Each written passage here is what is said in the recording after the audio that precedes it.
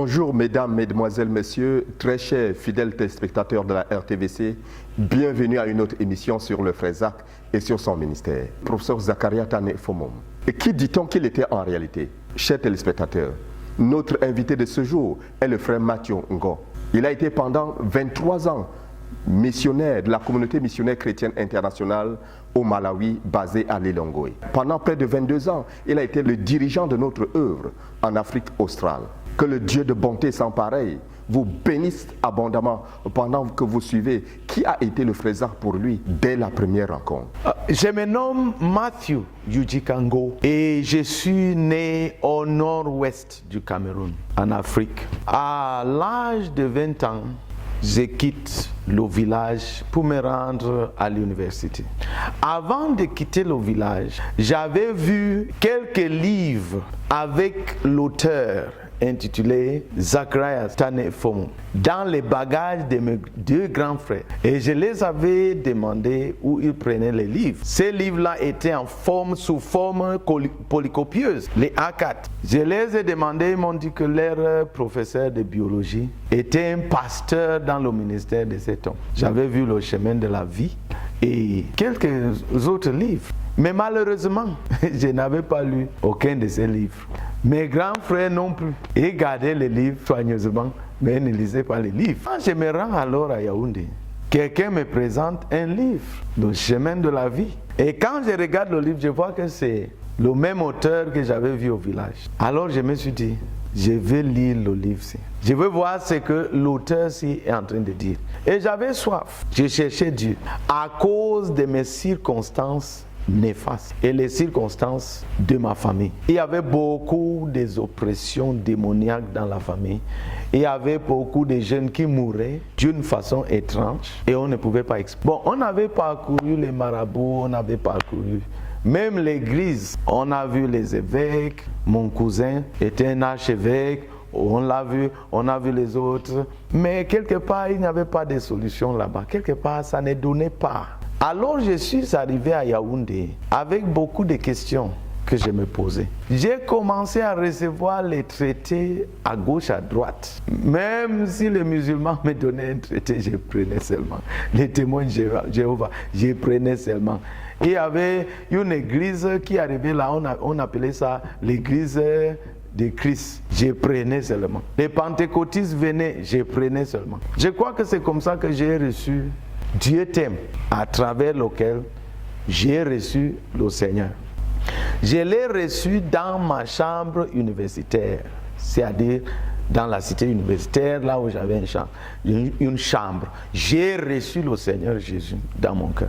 Mais la façon dont l'auteur avait expliqué la chose, je me suis dit, maintenant que je suis devenu enfant de Dieu, et mon père est au-dessus même des présidents de ce monde, ça veut dire que je devrais vivre une vie qui est différente. Comme le fils du président ne peut pas vivre n'importe comment, il peut être tué. Moi aussi, je vais commencer à vivre comme le fils du Dieu très haut. Je savais que je venais de devenir enfant de Dieu. Mais si tu es enfant de Dieu et ton Père est le très haut, tu ne vas pas vivre n'importe comment. Alors, j'ai développé un intérêt spécial de lire les livres chrétiens. Donc, quand je tombe sur le livre Le chemin de la vie, je lis. Et c'était excitant. Quand j'ai fini de lire, je pars voir le frère là. Il était un frère de la CMC. Je pars le voir et je lui demande, est-ce que tu as davantage de livres de cet auteur? Il dit oui. Et c'est comme ça qu'il m'a donné Le chemin de l'obéissance. J'ai lu. Et j'étais défié par le besoin d'être baptisé dans l'eau par immersion. J'étais défié par le besoin d'être trempé totalement dans l'eau, de la tête aux pieds. Parce que comme catholique romain, baptisé par aspersion, on avait mis l'eau sur mon front, sur ma tête. Alors, mon premier défi était alors le défi d'être baptisé dans l'eau. Je suis allé et j'ai demandé si le frère là avait encore un autre livre de l'auteur. Je crois qu'il m'a donné Le chemin d'être disciple.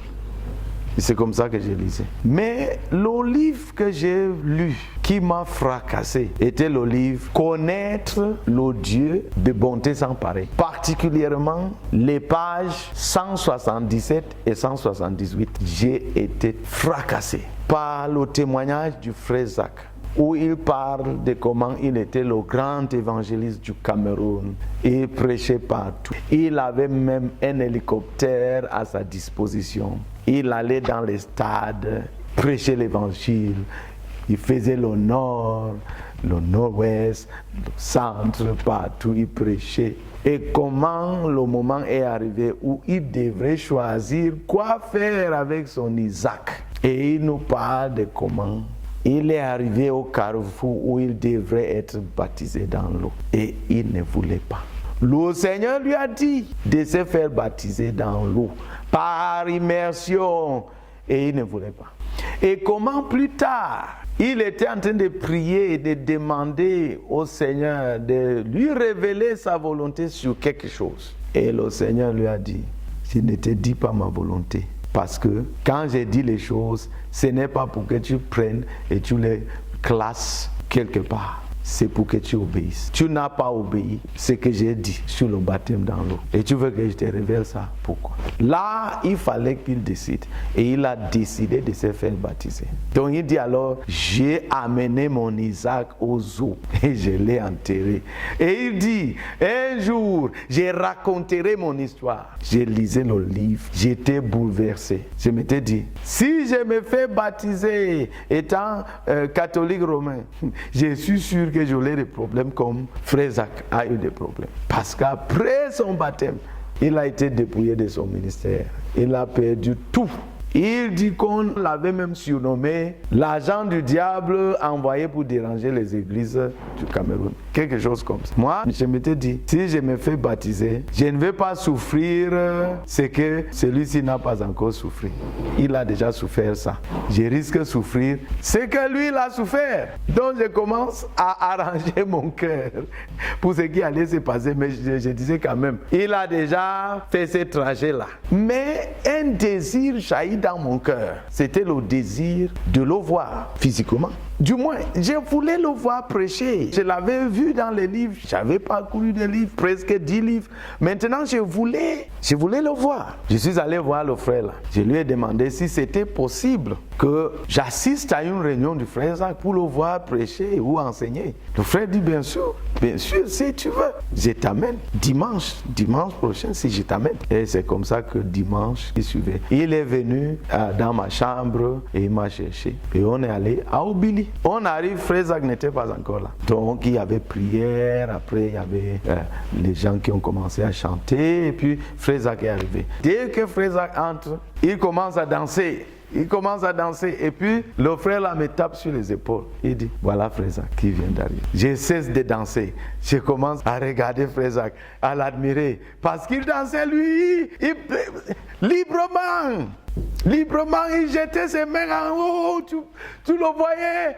Et je me dis, donc celui-là que je vois dans les livres, c'est celui-ci. Mais il est simple. Mais c'est un saint. Parce que selon ce que j'ai vu dans les livres, étant catholique, je me suis dit, celui-ci doit être saint. Et vous savez, dans l'église catholique, pour que tu sois saint, il faut que tu meurs d'abord. Et après quelque temps, on va te canoniser. Après la canonisation, tu deviens saint. Pour moi, j'ai dit, voilà un saint vivant. Canonisé vivant.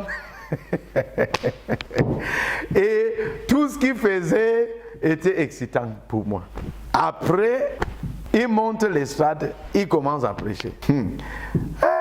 Il prêchait de toutes ses forces. Il prêchait comme s'il n'allait plus prêcher. Il prêchait de toutes ses forces. C'était comme s'il n'allait plus prêcher demain. Comme s'il allait mourir cette nuit-là. Il prêchait de toutes ses forces. Et quelque part dans sa prédication, on a lu le passage où on parlait de la crucifixion de Jésus, son ensevelissement et sa résurrection. C'était en avril 1992, presque 4 mois après ma conversion. On a lu. En anglais, il a utilisé le mot ci, T-O-M-B. On avait l'habitude de prononcer ça comme ça. Tom. Mais le jour-là, Frère Zach a prononcé ça, Toum. J'étais un peu frappé. J'ai dit, mais le mot là c'est Tom. Bon, je faisais les langues à l'université et ma penchée était vers la linguistique. Donc j'étais très particulier avec les mots, les prononciations, ainsi de suite. J'ai dit, au lieu de Tom, il dit Toum. Affaire à suivre. On va rechercher. Je saurai si c'est lui qui a raison ou c'est moi qui ai raison. Alors il a prêché. Le message était juste magnifique. J'avais reçu ministère, un grand ministère, le jour-là. Quand il finit de prêcher, il lance l'appel. Les gens montent sur les stades. Puisque j'avais cru, et j'étais sûr que j'avais cru, je ne suis pas monté.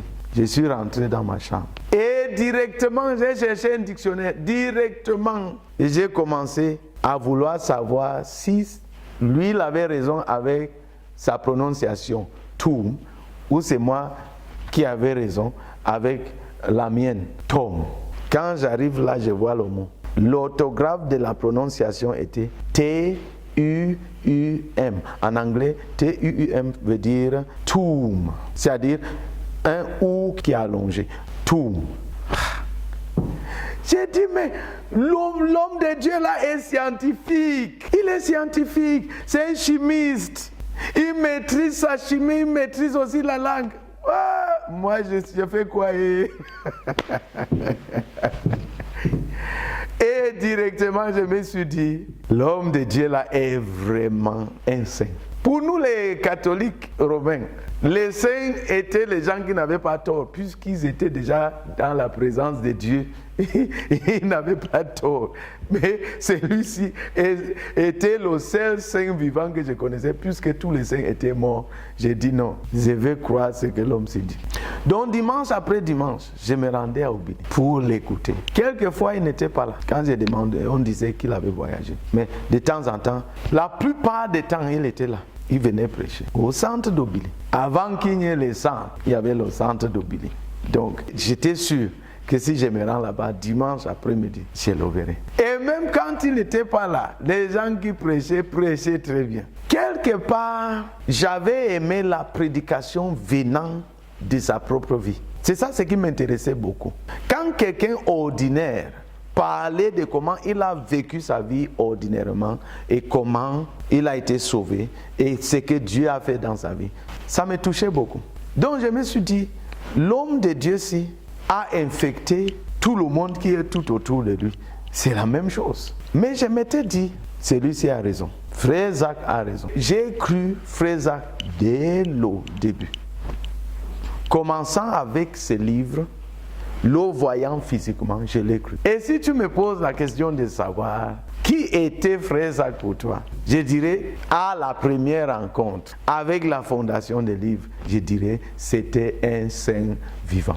Un saint vivant. Ça a influencé mon attitude vis-à-vis de lui et vis-à-vis plus tard des autorités. Frère Zach a toujours raison. Ce qui fait que chaque fois qu'il faisait ses déclarations, je disais amen à ces déclarations et je croyais ces déclarations. Une fois, il a fait une déclaration là, très puissante. J'ai accepté directement selon mon attitude. C'était quelque chose comme une retraite, tout le week-end. Le lendemain, il vient, il commence à se repentir avec les larmes pour ce qu'il avait dit hier là. Il était dans les larmes, il s'est repenti, il disait, ça c'était le 11e commandement que j'étais en train de crier. Je me repens de cet 11e commandement là. J'étais dans la salle, j'ai dit, il avait tort où? Je n'ai pas vu là où il avait dit, il avait tort. Pour moi, chaque chose qu'il disait était correcte. J'ai dit, ok, il se répand, on va ensemble, on va acheminer ensemble. C'était comme ça mon attitude. Même si plus tard, il commence à me réprimander, à me discipliner, à me châtier, à me corriger, je maintenais cette attitude-là. Quelque part, il aura raison. Parce que celui-ci est loin de l'Éternel. Il a l'onction sur lui. Il est saint. Voilà mon attitude vis-à-vis du frère Zach dès notre première rencontre. Alléluia. Alléluia. Tel que vous l'avez écouté, c'est au travers du traité de Dieu t'aime et qu'il a donné sa vie au Seigneur Jésus-Christ. Et à travers les livres, il a découvert en le frère Zach un saint. Et à cette première rencontre, il a rencontré un saint vivant. Et que Dieu, qui dans sa grâce a fait du frère Zach un saint, nous change et te bénisse et que tu sois aussi saint tel que l'était le frère Zach ce jour-là.